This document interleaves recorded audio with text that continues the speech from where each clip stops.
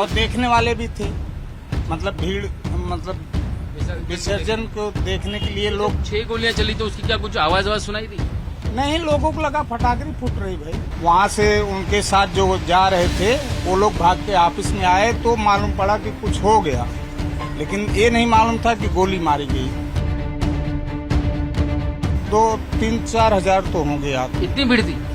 भीड़, ये नाका एकदम। तो वो भीड़ में मतलब बाबा के साथ उनके समर्थक कार्यकर्ता भी होंगे? हाँ, 10-15 जन थे। जिशान सिद्दीकी का ऑफिस यहीं पर है, यहीं से बाबा सिद्दीकी बाहर निकले थे और बाहर निकलने के बाद जब वो गाड़ी के पास पहुंचे तब जो है वो गोली चली, ऐसी खबर थी। भाई साहब मुझे बताइए कितने बजे के आसपास की घटना होगी? 9:30 बजे। तो क्या कुछ हुआ, कैसे, क्या आपने देखा, क्या भगदड़ हुई कुछ यहाँ पर? देवी भी आ रही थी, सब नाच गाना कर ही रहे थे, उसके बीच में ये सब हुआ। तो कहाँ से देवी, कहाँ से आ गई थी? देवी दोनों तरफ से, इस रोड से भी आ रही थी, उस तरफ से भी आ रही थी। अच्छा, और और आतिशबाजी पटाखे भी छुड़े? हाँ, छूट रहे थे। उसमें ये समझ में नहीं आया क्या हो गया। ये तो जब ऑफिस वाले भाग के आए, हाँ। वहाँ से उनके साथ जो जा रहे थे वो लोग भाग के ऑफिस में आए तो मालूम पड़ा कि कुछ हो गया, लेकिन ये नहीं मालूम था कि गोली मारी गई। तो बाद में पता चला कि उनको लग गई है। तो कितनी भीड़ होगी यहाँ, कितने लोग थे, ज्यादा लोग थे, कम? 2-3-4 हजार तो होंगे आप। इतनी भीड़ थी? भीड़, ये नाका एकदम। तो वो भीड़ में मतलब बाबा के साथ उनके समर्थक कार्यकर्ता भी होंगे? हाँ, 10-15 जन थे। और जो भीड़ आप बोलो उसमें क्या ये जुलूस की भीड़ थी जो विसर्जन के लिए निकली हुई थी? हाँ, वो भीड़। तो ये जब और देखने वाले भी थे, मतलब भीड़, मतलब विसर्जन को देखने के लिए लोग। 6 गोलियां चली तो उसकी क्या कुछ आवाज सुनाई दी? नहीं, लोगों को लगा फटाकरी फूट रही भाई, ऐसा महसूस तो हुआ। उसके बाद क्या हुआ, अफरा तफरी मची? हाँ, 10 मिनट में तो सब मौसम ही खराब हो गए। ये है कि जो कुछ हुआ गलत है। आप अक्सर वहाँ पर दफ्तर में चाय पहुँचाया करते थे, आखिरी बार आपने कभी बाबा को देखा था कभी? आज ही देखे थे, 5 बजे 6 बजे आए थे तभी मतलब देखा। कल शाम को? हाँ, अंदर बैठे भी थे, वो भी थे, उनके लड़के भी थे। चाय पी? हाँ, चाय गई थी ना, कम से कम चाय तो हमेशा जाती ही है, उस टाइम भी गई थी। और यहाँ पे जो आसपास लोग थे उनको तो इस बात का अंदाजा भी नहीं होगा कि ऐसे कुछ? नहीं, हमें खुद नहीं हुआ, उनके ऑफिस वाले को नहीं हुआ कि ऐसा कुछ होगा। कैसे पता चला? फिर वो जो मांगने वाले थे वो लोग क्या यहाँ से भागे कि क्या हुआ?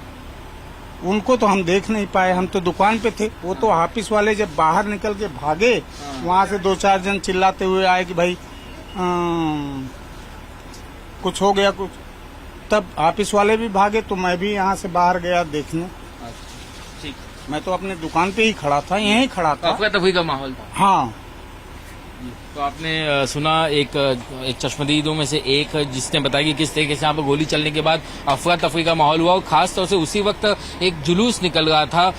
दुर्गा माता का यहाँ पर एक पंडाल है, वो पंडाल से मूर्ति विसर्जन के लिए निकल गई थी। जुलूस के दौरान जो है पटाखे छोड़े जा रहे थे, आतिशबाजी हो गई थी और यही वजह है कि जब गोलियां चली तब इस बार वारदात की किसी को भनक तक नहीं लगी। लोगों को लगा आतिशबाजी हो गई है। जब लोगों ने बाबा सिद्दीकी को खून से सना हुआ देखा तब उन्हें समझ में आया कि ऐसी वारदात हुई है। तारीख 12 अक्टूबर शाम के तकरीबन 7 बजे बाबा सिद्दीकी बांद्रा के इसी जिशान सिद्दीकी के दफ्तर में यहाँ पर पहुंचते हैं और अगले 2 घंटे तक यहाँ पर वो अपने कार्यकर्ताओं से, समर्थकों से और स्थानीय लोगों से यहाँ पर वो मुलाकात करते हैं। और रात के तकरीबन 9 बजे बाबा सिद्दीकी इस दफ्तर से बाहर निकलते हैं। उनकी गाड़ी यहाँ से तकरीबन 50 मीटर दूर खड़ी रहती है। वो इस तरीके से पैदल जाते हैं। उनके साथ उनके समर्थक होते हैं, उनके चाहने वाले होते हैं, यहाँ के स्थानीय लोग होते हैं और गाड़ी जो है ठीक वहाँ पर खड़ी होती है।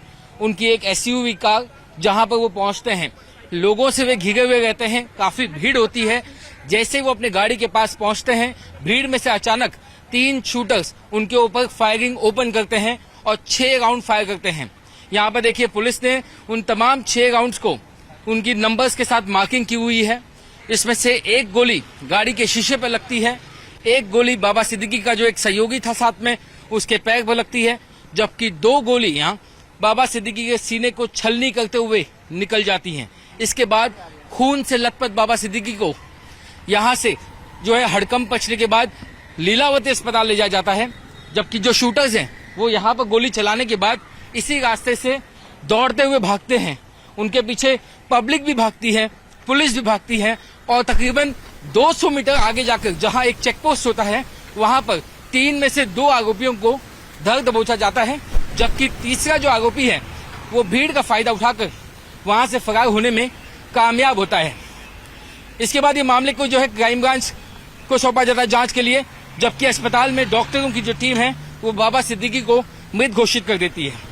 जो क्राइम ब्रांच के सूत्रों से अब तक जो जानकारी मिली है उसके मुताबिक जो शूटर्स हैं उनकी पहचान कर्नेल सिंह और धर्मराज कश्यप के तौर पर हुई है।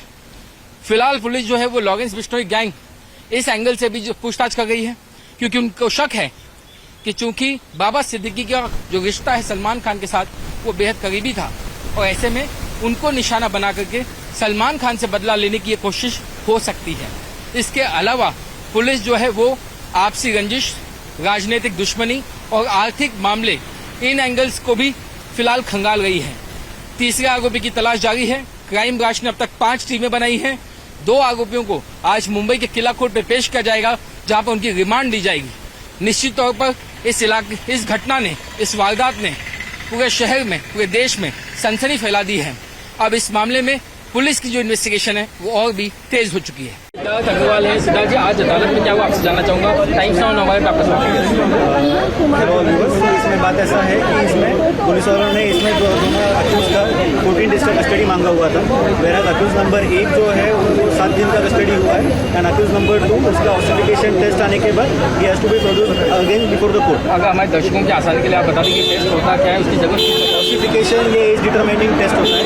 इसके बेसिस पे किसी भी पर्सन का एज डिटरमाइन होता है। टेस्ट की जरूरत क्योंकि जो अक्यूज नंबर 2 है इसमें उन्होंने ऐसा बताया कि I am 17 years old and court has considered that fact and इसी वजह से कोर्ट को ऐसा सही लगा कि उनको ऑथेंटिकेशन करना जरूरी है। ये आरोपियों की एक साजिश हो सकती है या वाकई में वो मैं इसके ऊपर कुछ नहीं बोल सकता। एज पर इंस्ट्रक्शन जो भी हमको बताएगा। एक आखिरी सवाल, एक बहुत चर्चा है कि उन्होंने ये कबूल कर लिया है कि वो लॉरेंस बिश्नोई गैंग से हो इसके बारे में भी कोर्ट में कोई चर्चा नहीं हुई, इस वजह से मैं उसके ऊपर कुछ नहीं बोल सकता। हमसे बातचीत करने के लिए बहुत बहुत शुक्रिया। तो ये बचाव पक्ष के वकील सिद्धार्थ अग्रवाल जो टाइम्स नाउ नौबाद से खास एक्सक्लूसिव बातचीत करते हुए जानकारी दे रहे थे कि कैसे आरोपियों ने जो है एक चाल चली, उसमें एक आरोपी ने अपनी उम्र 17 साल बताई ताकि वो पुलिस को चकमा दे सके। अब फिलहाल ये मामला जो है इसकी जांच बहुत ज्यादा तेज हो गई है। वीडियो जर्नलिस्ट विनायक के साथ राकेश त्रिवेदी, मुंबई, टाइम्स नाउ नौबाद। और देखने वाले भी थे, मतलब भीड़, मतलब विसर्जन को देखने के लिए लोग। 6 गोलियां चली तो उसकी क्या कुछ आवाज सुनाई दी? नहीं, लोगों को लगा फटाके फूट रही भाई। वहाँ से उनके साथ जो जा रहे थे वो लोग भाग के ऑफिस में आए तो मालूम पड़ा कि कुछ हो गया, लेकिन ये नहीं मालूम था कि गोली मारी गई।